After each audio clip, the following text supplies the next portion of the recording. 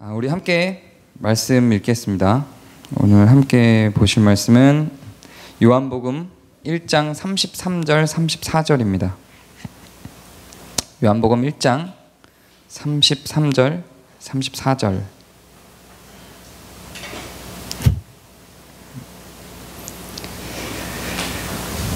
네, 함께 읽겠습니다. 시작. 나도 그를 알지 못하였으나 나를 보내어 물로 세례를 베풀라 하신 그이가 나에게 말씀하시되 성령이 내려서 누구 위에든지 머무는 것을 보거든 그가 곧 성령으로 세례를 베푸는 이인 줄 알라 하셨기에 내가 보고 그가 하나님의 아들이심을 증언하였노라 하니라.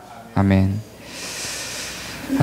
성령에 대해서 이야기하는데 가장 많이 이야기되는 게 성령 세례와 성령 충만입니다. 현실적으로 우리한테 가장 많이 다가와 있는 것이기 때문일 겁니다. 오늘 성령 세례를 나누고 다음 주에 성령 충만을 나눕니다. 원래 이게 두 개가 같이 가는 게 좋은데 오늘 2부 순서가 있어서 좀 설교를 짧게 하려고 좀 분리를 했습니다. 성령 세례라는 것을 알기 위해서 우리가 세례가 뭔지를 먼저 좀 알 필요가 있어요. 구약시대에는 계속 할례로 내려오다가 갑자기 신약시대부터 세례가 뚱딴지같이 그냥 툭 등장을 했죠. 그래서 할례와 세례가 어떤 연장선상 속에 있는 것처럼 느껴지기도 합니다. 그 말도 할례, 세례, 그래서 이게 같은 건가 보다 이런 느낌으로 많이 다가오죠. 근데 이 두 개는 굉장히 많이 다른 겁니다. 일치시킬 수 없는 것들이에요. 할례는 구약시대에도 사실상 형식이었지만 큰 효력을 발생시킨 조건은 아니었어요. 근데 세례는 많이 달라요. 이건 꼭 필요한 것이고 우리 삶 속에 녹아들어야 되는 것들입니다. 세례가 뭐냐면 구약시대에 있었던 할례와 대비시켜서 깨끗해진다라는 의미로 설명하시는 분들이 많이 있습니다. 물론 그런 의미가 간접적으로 없는 건 아니에요. 그러나 정확하게 이 세례가 깨끗해진다라는 말을 의미하진 않습니다. 굳이 원어를 안 써도 되겠지만 여러분들이 영어를 알고 있는 분들은 또 원어도 알아두는 게 좋을 것 같아서 밥티조라고 하는 헬라어입니다. 근데 이게 원래 무슨 뜻이냐면 깨끗해지다라는 뜻이 아니고 잠기다, 물들다 이런 뜻입니다. 물속에 잠긴다는 뜻이에요. 물속에 잠긴다는 뜻이기 때문에 사람들이 전부 다 세례를 초반에는 침례로 했죠. 근데 그냥 물속에 잠기다가 아니고 그냥 잠긴다라는 뜻입니다. 물속에 잠긴다라고 할 때는 잠기다라는 의미의 밥티조 앞에 물이라는 말을 또 붙여야 되는 거예요. 근데 이 잠긴다라는 의미만 있지는 않습니다. 세례의 밥티조라는 말에는 염색하다 이럴 때도 이 밥티조라는 말을 써요. 잠기다라는 말하고 염색하다라는 말이 어떻게 같을 수가 있죠? 근데 느낌이 좀 비슷해요. 상통하는 부분이 있습니다. 잠기는 것도 그 물로 흡수되는 느낌이 있죠. 염색하는 것도 뭔가 이렇게 흡수되는 느낌이 있어요. 그리고 변한다, 일체화되다, 동일시되다, 동일화되다 이런 의미가 있어요. 그러니까 물이 돼버리는 거예요. 물로 세례를 받는다는 건 물이 돼버린다는 의미를 갖게 되는 겁니다. 그리고 흡수되다 혹은 연합하다 이런 뜻도 있습니다. 그러니까 어떻게 한 단어가 이런 여러 가지 뜻을 갖고 있느냐? 우리말로 바꾸려니까 여러 가지 뜻이 되는 거지 그 사람들한테는 이게 그냥 한 단어예요. 원래 단어가 외국어로 바뀌면서 또 그 문화권에서 사용되는 여러 가지 말로 바뀌잖아요. 그 사람들한테는 이게 한 단어지 여러 가지 뜻이 아닙니다. 그러니까 뭔가 우리나라 말로 딱 표현할 수 있는 게 없기 때문에 이런 여러 가지 뜻들을 설명을 해드리는 거죠. 그러니까 물로 세례를 받는다라는 건 물에 잠긴다는 의미고 물로 하나 된다는 의미고 물로 흡수된다는 의미죠. 그러면 성령 세례라는 말은 무슨 뜻이 될까요? 성령과 하나 된다는 뜻이 되는 거예요. 성령에 잠긴다, 성령으로 변한다, 성령에 흡수된다, 성령과 연합한다 이런 의미를 갖게 되는 겁니다. 성령 세례라고 하는 것은 이렇게 우리가 성령에게 흡수된다 혹은 성령에게 연합된다라는 의미를 갖게 되는 겁니다. 근데 이 성령 세례에 대해서 성경이 여러 차례 언급을 하는데요. 이 성령 세례에 대한 견해가 다양하게 많아요. 아주 다양하게 많지만 대표적인 거 3개만 언급을 할게요. 제가 지금까지 소개하는 방식은 제일 극단적으로 제일 진보적인 거 하나, 제일 보수적인 거 하나, 그리고 제가 취하는 거 하나 이렇게 소개를 했었죠.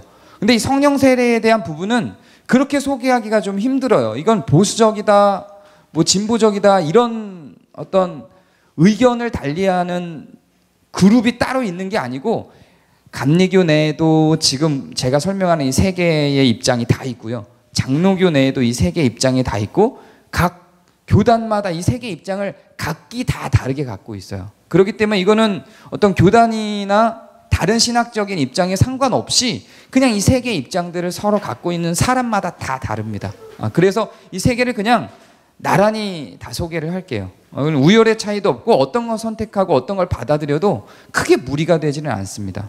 먼저 제일 첫 번째 견해는 이 성령 세례라고 하는 것이 지속적으로 계속 반복된다는 견해가 있어요. 성령 세례를 주는 게 여러 차례 있거든요. 성경을 보다 보면 예수님께서 성령 세례를 준다라고 표현을 해요. 오늘 우리가 본 이 말씀을 보면 예수님께서 성령으로 세례를 베푸신다 이렇게 표현하잖아요. 예수님께서 성령으로 세례를 베푸신다 그래요. 그리고 중간에 예수님이 실제로 성령을 주시는 장면이 나오고 또 성령을 또 주시는 장면이 나오고 그 뒤에 또 성령이 예수님 부활 승천하신 뒤에도 성령이 임하시는 장면이 또 나오고 그 뒤에 성령이 임하시는 장면이 또 나오고 성경을 보다 보면 성령이 임하시는 장면이 계속 반복이 돼요. 한 7번 정도가 계속 반복이 됩니다.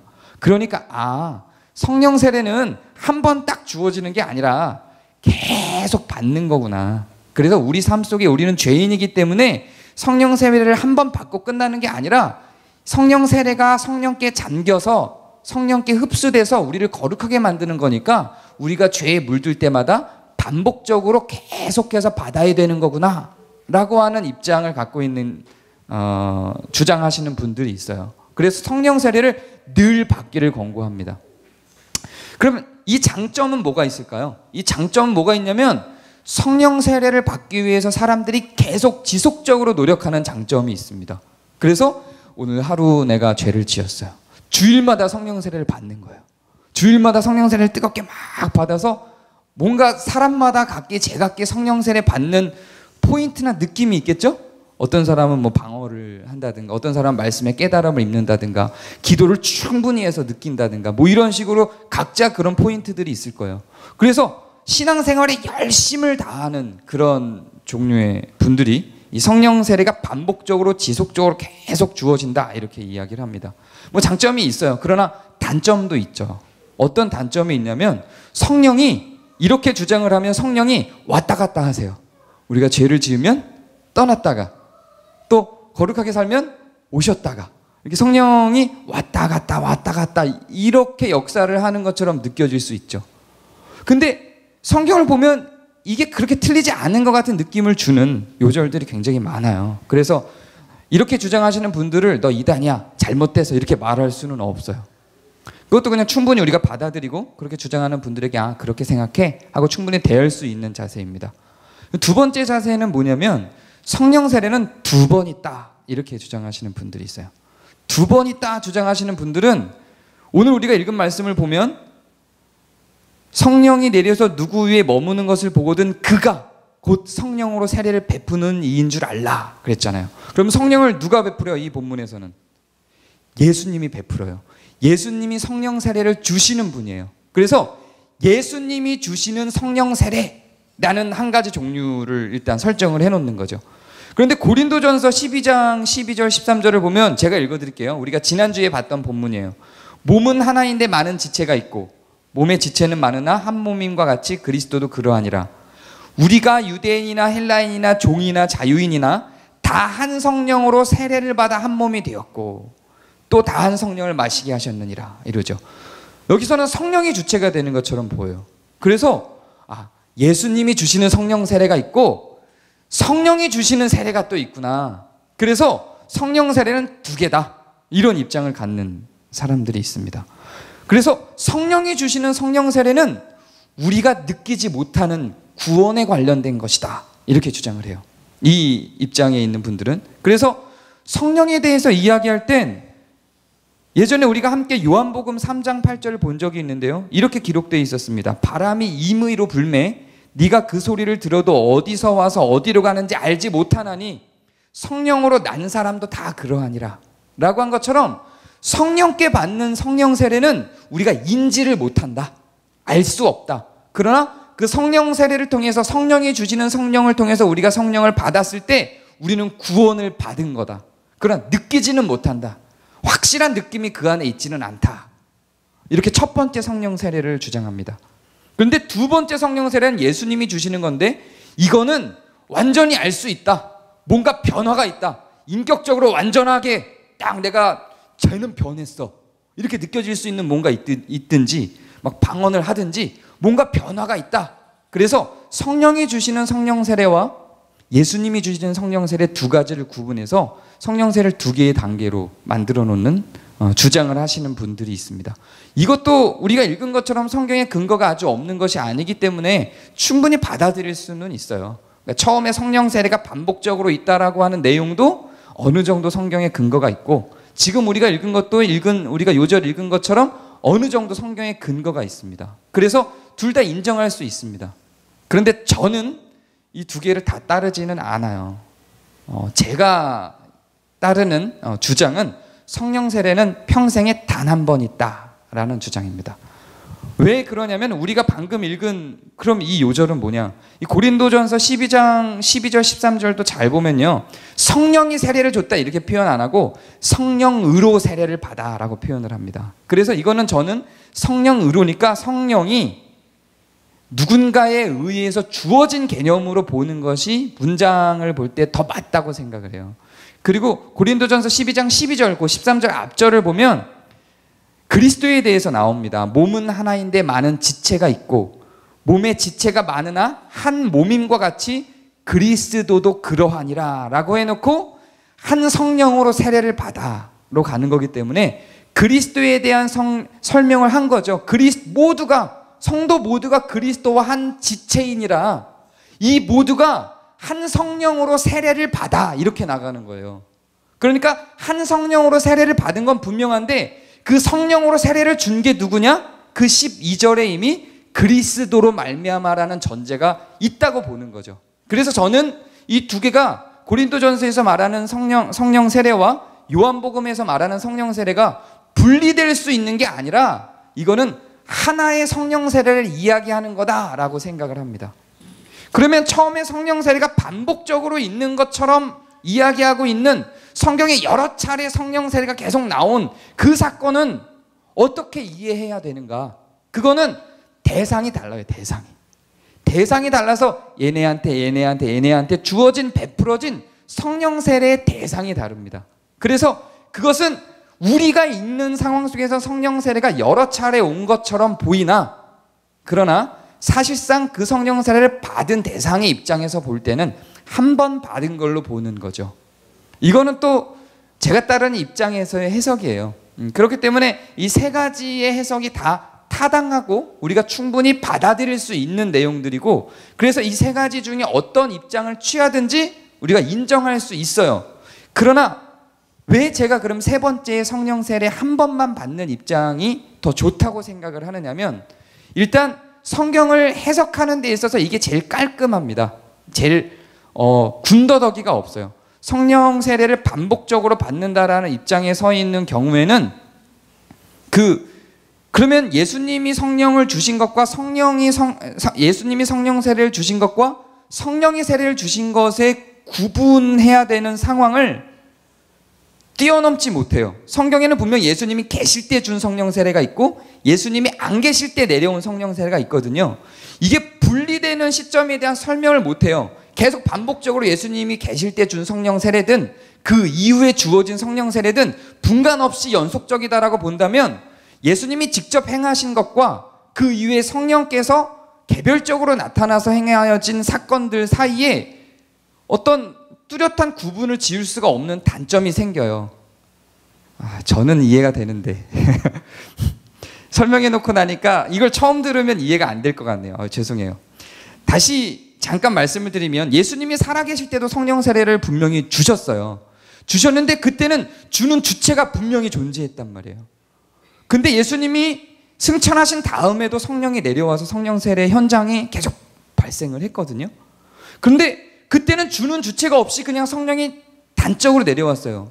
그러니까 이 두 개가 구분되어야 되지 않느냐라고 주장하는 두 번째 성령 세례는 두 가지가 있다라고 주장하시는 분들의 질문에 뚜렷한 대답을 할 수가 없어요. 성령 세례가 반복적으로 주어진다라고 생각을 하면 이해가 되죠.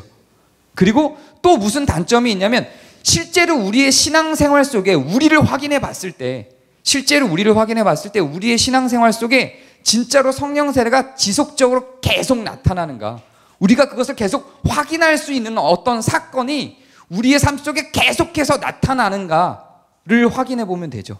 그러냐는 거죠. 그렇지 않다는 거죠. 우리의 삶을 확인해 보니 성령 세례가 지속적으로 몇 번씩 반복해서 나타나는 것을 확인할 재간이 없다는 겁니다. 그리고 또 하나가 뭐냐면 이렇게 반복적으로 성령 세례를 받기를 원하는 분들의 신앙적 특성을 볼 때 그렇게 바르지 못한 신앙생활을 하는 게 더 많습니다. 왜냐하면 눈에 보이는 성령 세례만을 계속 바라는 거예요. 그리고 그게 나타나야 되는 거고요. 그게 나타나지 않으면 그게 나타나지 않는 사람들을 상대로 정죄를 하게 됩니다. 나는 계속 그게 변화가 나타나는 거죠. 계속 방언하고 계속 병 일으키고 나는 성령 세례가 이렇게 계속 반복되는데 니네는 없어. 정죄를 하게 되는 거지. 결정적으로 여기에 문제가 뭐냐면 과연 성령이 하나님이신데 우리의 어떠함에 따라서 우리가 죄를 지으면 떠나시고 우리가 경건하면 또 찾아오시고 이러한 분인가? 성령의 특성상 그분이 하나님이신데 우리의 어떠함에 따라서 왔다 갔다 하실 수 있는 분인가를 질문할 때 답변하기가 굉장히 힘이 듭니다. 또 하나가 뭐냐면 그러면 성령은 우리가 마음대로 부릴 수 있는 분인가? 자, 이제 이번 주는 제가 성령과 함께 거하도록 하겠습니다. 자, 거룩하게 살기 시작하고 성령 부르는 삶으로 들어가는 거죠. 그렇게 해서 성령을 오게 할 수도 있고 나가게 할 수도 있는 주체가 누구에게로 가요? 사람에게로 가요. 그런 문제가 발생을 합니다. 좀 이 문제가 좀 이해가 되시죠? 장점은 분명히 있어요. 장점은 신앙생활에 집중하게 돼요. 현상이 보이니까. 단점은 성령님을 우리가 부리는 어떤 대상으로 오해하게 됩니다. 그리고 성령을 부르는 주체가 하나님이 아니라 인간이 되어버려요. 이런 단점을 갖게 됩니다. 그러면 두 번째의 장점과 단점은 무엇인가? 두 번째의 장점과 단점에 있어서는 성령 세례가 성령이 주시는 성령 세례와 예수님이 주시는 성령 세례를 구분을 하는데 두 번의 성령 세례가 있는 것으로 구분을 하는데 성령이 주시는 성령 세례는 구원에 대한 것이고 예수님이 주시는 성령 세례는 능력에 대한 것이에요. 이것도 사실은 반복적인 앞에서 말한 성령 세례와 비슷한 단점을 갖게 됩니다. 우리의 신앙생활 가운데 구원을 확인할 수 있는 소스가 무엇이죠? 아, 내가 구원을 받았구나 라고 생각할 수 있는, 이건 구원론 때 얘기하겠지만 구원을 받았구나라는 생각이 없어도 상관이 없는 거예요. 한국교회가 너무 이상하게 가르쳐놔서 마치 구원의 확신이 구원을 주는 것처럼 자꾸 가르쳐놨는데 그렇지 않습니다. 끝까지 내가 구원 받았는지에 대해서 확신하지 못하고 의심하다 죽는 사람들도 구원을 받아요. 구원의 확신이 구원을 주는 게 아니라 하나님이 구원을 주시는 거거든요. 그러니까 이 오해가 굉장히 커요. 어쨌든지 간에 두 개의 성령 세례로 분간하는 분들은 이 성령이 떠나지 아니하는 주체적인 분이시라고 하는 인식을 갖게 돼요. 그래서 성령 세례를 받고 성령이 우리 가운데 내주하신다고 표현을 합니다. 성령 세례를 받고 성령이 우리 가운데 내주하시는 걸 뭘로 확인하냐면 나한테 물어보는 거죠. 너 하나님을 믿어? 믿어줘. 그러면 성령 세례를 받은 거예요. 그리고 다시 다음번의 신앙의 스텝, 다음 단계의 신앙의 스텝으로 걸어갈 수 있는 근거를 줍니다. 두 번째 성령 세례를 향해서 달려가게 만들어요. 그래서 두 번째 성령 세례를 받기 위해서 인간이 의지적으로 노력을 하게 되죠. 거룩하게 살게 되고 교회에 충성하게 되고 성경을 많이 보게 되고 기도 많이 하게 되고 이런 신앙 생활을 할 수 있는 근거를 마련해 줍니다. 그래서 두 번째 성령 세례를 받는 시점을 소망하게 되죠. 그래서 신앙생활을 충실히 해나갈 수 있는, 그리고 그 두 번째 받은 성령 세례를 유지하기 위한 노력을, 열심을 다하게 할 수 있는 장점이 존재합니다. 그런데 여기에 또 다른 단점은 무엇인가? 두 번째 성령 세례를 받고 살아가는 성도가 몇 명이나 될 것 같습니까? 여러분, 우리 교회에서만 일단 한번 볼까요? 나는 내가 생각해 보니 나는 두 번째 성령 세례를 받고 살아갑니다. 한번 손 들어 보세요. 이게요, 별로 없어요, 사실. 모 교회들을 가면은 이렇게 물어보면 두 번째 성령 세례를 받으신 분 손 들어보라 그러면 막 손드는 분들 많아요. 막 손들어요. 뭘 근거로요? 그렇게 가르쳤기 때문에 그런 거죠. 두 번째 성령 세례에 대한 기준을 사람이 만듭니다. 성경에는 두 번째 성령 세례에 대한 기준이 없어요. 근데 두 번째 성령 세례에 대한 개념이 서다 보니까 두 번째 성령 세례에 대한 기준을 사람이 만듭니다. 그럼 두 번째 성령 세례가 뭐냐라고 할 때 뭐 방언이다, 인격에 대한 확실한 변화다, 뭐 말씀에 대한 통찰이다, 뭐 이런 사람이 만든 어떤 기준을 세우게 되죠. 그 다음부터 뭐가 들어가요? 잣대를 갖고 판단이 되는 거죠. 성령 세례 한 번만 받았군. 두 번을 받아야 되는데, 이렇게 잣대가 들어가요. 근데 이러는 교회가 진짜로 있어요? 라고 생각을 하실지 모르겠어요. 근데 보수적인 분들 중에도 이 입장에 서 있는 분들이 많아요. 열심을 다하고 그 열심을 낸 것에 대한 유지할 수 있는 충분한 장점이 존재하지만 사람을 잣대로 갖게 되죠. 성령님의 권한과 권위에 대한 인정을 할 수 있게 되지만 여전히 그 기준을 인간에게 두게 됩니다. 그럼 세 번째 제가 생각하고 있는, 제가 믿고 따르고 있는 성령 세례에 대한 기준은 예수님이 주는 성령 세례와 성령이 주는 성령 세례는 없다, 구분이 없고 하나의 성령 세례다, 이렇게 보는 거고요. 그럼 이 하나의 성령 세례를 받은 증거는 무엇인가? 아까 저희가 읽은 요한복음 3장 8절에 나타난 것처럼 우리는 알 수 없어요. 다만 그 결과적으로만 우리한테 확인해서 물어볼 수 있는데 하나님을 믿고 있는가? 성령 세례를 받은 사람이 나타나게 되는 그 증거가 무엇이냐면 하나님을 믿고 있는가를 물어보는 거죠. 그래서 내가 믿고 있다라고 판단될 때, 믿고 있다라고 판단될 때, 성령 세례를 받았구나 라고 인지하는 거지, 그 성령 세례가 뭔가 이렇게 바람과 같은 뭔가가 훅 들어와서 나를 변화시키고 띵 해서 내 정신이 갑자기 변하고 이런 게 아니라는 거죠. 심지어는 성령 세례는 이 입장, 세 번째 입장에 있는 분들은 성령 세례는 단번에 이루어지지 않는다고 봐요. 그래서 내가 이것을 확인하는 방법이 나한테 물어볼 때 하나님을 내가 믿고 있는가를 물어봐서 그걸 대답할 수 있는 것이라고 했는데, 이 수준에 이르는 기간이 사람에 따라서는 10년, 20년, 30년이 걸리기도 합니다. 오늘은 믿었는데 내일은 안 믿겨지고요. 내일 모레 또 믿겨졌다가 일주일 뒤에 또 안 믿겨지고, 이런 단계들이 쭉 있다는 거죠. 그래서 성령 세례는 단번에 단회성으로 그냥 훅 이루어지는 게 아니고 긴 기간을 두고 발생할 수 있다고 보는 거예요. 그래서 이 성령 세례를 우리가 줄 때는 이렇게 딱 한 번 세례를 주니까 세례 그러면 우리가 느끼기에는 그냥 한 번에 딱 받고 끝나는 걸로 자꾸 인식을 하지만, 이게 세례라는 의미가 뭐라 그랬죠? 잠기는 거라고요. 흡수되는 거예요. 한 번에 잠겨지는 게 아니라, 한 번에 흡수되는 게 아니라 변하는 거라고요. 한 번에 변하는 게 아니라 서서히 잠기고 서서히 흡수되고 서서히 변하는 거예요. 그런 의미에서의 성령 세례는 기간이 설정이 됩니다. 사람에 따라서는 복음을 듣자마자 띵 하고 변하는 사람도 있고요. 그래서 성령 세례가 갑자기 1초 만에 오기도 합니다. 그런 건 특별한 은혜예요. 정말 특별한 은혜고요. 보통은 긴 기간이 설정이 돼서 긴 여정 가운데의 성령 세례가 우리에게 와서 우리가 그 성령으로 흡수되게 되는 긴 기간을 발생시킵니다. 그래서 제가 확인하는 방법이라고 물어본 것, 말한 것, 내가 하나님을 믿는가라고 물어봤을 때 믿는다라고 답변할 수 있는 그 믿음이라고 하는 그것도 당장 되기도 하지만 긴 기간에 걸쳐서 연구와 의심 속에 그것을 갖게 되기도 합니다. 어느 정도까지가, 어느 수준까지가 성령 세례를 받은 거라고, 그 긴 기간 속에 어느 수준까지가 성령 세례를 받은 거라고 확정할 수 있느냐? 몰라요. 그건 성경에 기록이 없습니다. 인간이 확인하고 기준을 만들 수 있는 게 아니에요.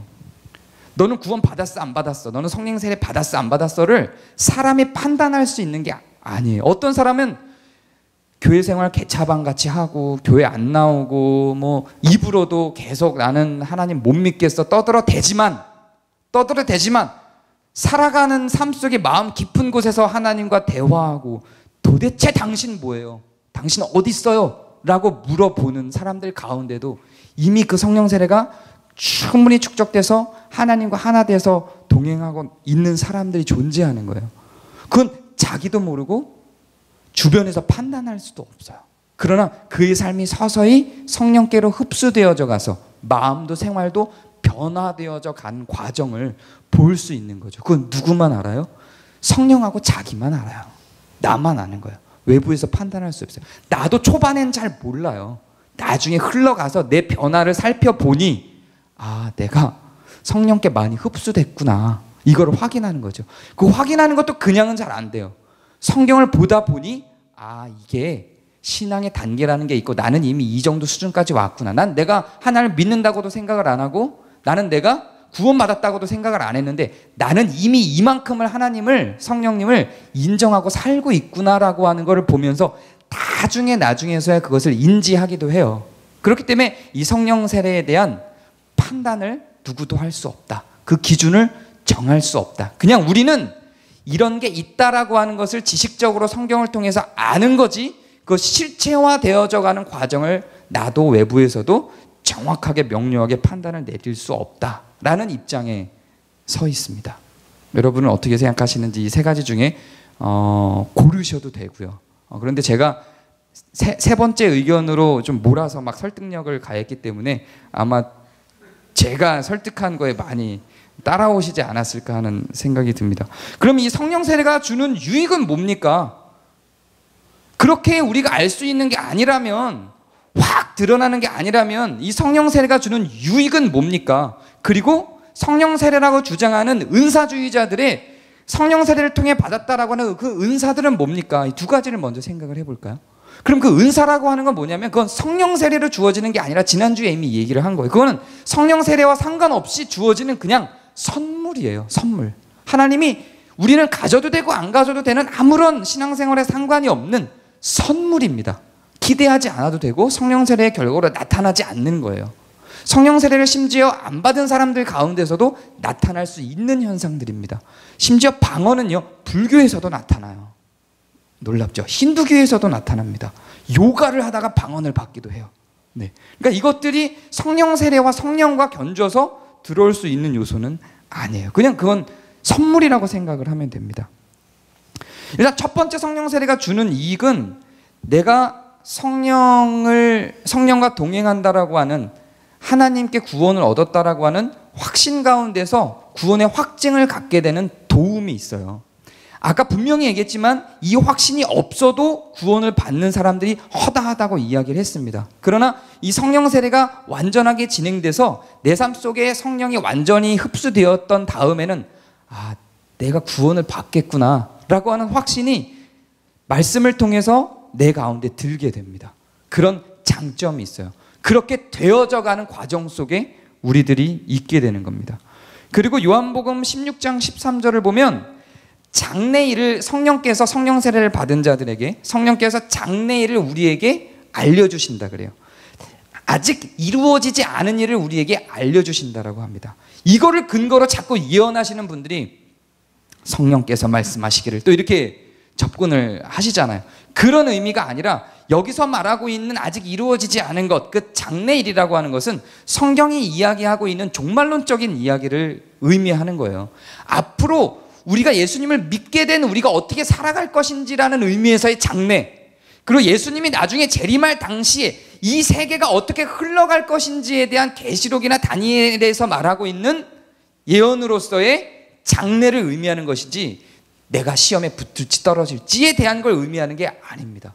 그래서 장래일에 대해서 성령이 우리로 하여금 알게 하실 것이라고 이야기하고 있는 그 장래일이라고 하는 것은 이렇게 성경에서 이야기하고 있는 바들을 우리가 성경을 읽음으로 그 일들을 깨달을 수 있다라고 말하는 것을 의미합니다. 마이클 호튼이라고 하는 사람이 이렇게 얘기를 했어요. 그럼에도 불구하고 우리는 성령께서 우리에게 장래일을 알려주심에도 불구하고 우리 가운데는, 성도들 가운데는 초조함이 있다. 이러한 초조함은 불신이나 두려움에서 나오는 것이 아니라 이미 맛본 데서, 믿음 가운데서 나오는 것이다. 이상하죠? 이게 뭐예요? 이게 모순이잖아요. 이미 맛보고 믿으면은 불안하지 말아야 되지, 두려워하지 말아야지. 이미 맛보고 믿었는데 어떻게 두려워합니까? 여러분, 믿지 않는 사람은 두려워하지 않아요. 장래일이 왜 두려워요? 그 믿어서 두려운 거거든요. 믿음 가운데 있는 사람들이 오히려 거기에 대해서 자신이 없고 두려운 부분들, 불안함과 두려움들이 발생할 수 있습니다. 왜냐하면 그 장래일에 대한 주권이 나에게 있지 않다는 걸 알기 때문에 그래요. 내가 헤쳐나갈 수 있는 요소가 아니라 내가 누군가에게 의탁해야 된다라고 하는 것을 알고 있기 때문에 생기는 두려움과 불안 요소인 것입니다. 이것은 성경에 기록된 게 아니라 그 본문을 마이클 호트른이라는 사람이 해석해 놨기 때문에 이게 맞다라고 주장을 할 수는 없어요. 그러나 제가 신앙생활을 해보면서 느낀 바로는 이게 맞다고 여겨집니다. 우리는 두려운데 그 두려움은 믿음이 없기 때문이 아니라 오히려 세상 사람들, 하나님을 믿지 않는 사람들이 거침없이 행하고 나아가는 것보다 우리 안에 더 큰 두려움들이 존재해요. 왜냐하면 내가 할 수 있는 게 아니라는 걸 알기 때문에 생기는 두려움들이라는 것입니다. 그리고 성령 세례의 가장 확실한 증거는 오늘 우리가 읽은 고린도전서 말씀 가운데 성령 세례에 대해서 이야기할 때 13절에서 성령 세례에 대해서 이야기하기 전에 고린도전서 12장 12절에서 몸은 하나인데 많은 지체가 있고 몸에 지체가 많으나 한 몸인과 같이라고 얘기를 하죠. 또 한 성령으로 세례를 받아 한 몸이 되었고 다 한 성령을 마시게 하였느니라 라고 하는 것을 근거로 성령 세례의 가장 확실한 증거와 유익은 공동체에 대한 열망으로 나타나며 그 공동체가 하나 되어져 가는 실력과 기쁨을 맛보는 데 있습니다. 정말로 성령 세례를 받은 자들이 공동체 안에 섰을 때 그 공동체가 어떻게 기쁨 가운데로 하나 되어져 가는지를 확인하고 체험하는 가운데 우리가 삶의 희락을 느끼게 됩니다. 그것이 성령 세례가 주는 유익이라고 합니다. 그럼 공동체를 깨트리는 사람들은 성령 세례가 없는 거겠네요? 라고 주장을 하면 그렇지는 않습니다. 우리가 공동체를 깨트리는 것이라고 생각하는 그 어떤 소스들도 사실상 공동체를 세워가는 하나 되게 만들어가는 과정 중에 있습니다. 그래서 이 공동체에 대해서는 제가 나중에 지금은 따로 떨어뜨려서 내년에 다시 다룰 건데요. 성령 세례를 다루고 있는 거니까 지금은 간단하게만 얘기를 하면 성령 세례가 주는 막강한 유익 중에 하나가 바로 성령 세례를 받은 자들의 모임이 공동체가 그 구성원들에게 기쁨을 준다라고 하는 것입니다. 여러분은 어떻게 생각하십니까? 여러분 가운데 성령이 있다고 생각하시나요? 그러면 우리 삶 가운데 성령이 이렇게 미비하다면 첫 번째, 두 번째 주장처럼 계속 반복적으로 성령 세례가 반복하고 두 번째 성령 세례 속에서 막강한 능력이 우리한테 행사되지 않고 이렇게 그냥 무미건조에게 가는 것이 성령 세례라면 별로 매력이 없습니다라고 생각할지 모르겠지만 이 성령 세례가 주는 더 큰 유익들은 성령 충만이라고 하는 요소를 통해서 우리에게 나타나게 됩니다. 그 부분은 다음 주에 우리가 성령 충만을 다시 좀 더 연장해서 확인해 보도록 하겠습니다. 우리 가운데 성령 세례가 있는지를 한번 곱씹어보고 한번 물어보고요. 또 여러분들이 어떤 측면에서 성령을 따라 살게 될 것인지 고민해 보면서 성령 세례가 우리에게 주는 유익들, 구원에 대한 확증과 또한 장래일을 알게 되는 것과 그 다음에 공동체에 대한 열망을 갖고 그 안에서 기쁨을 누리는 그 속으로 우리가 들어가기를 소망하는 마음을 갖게 되길 바랍니다. 자, 기도하겠습니다.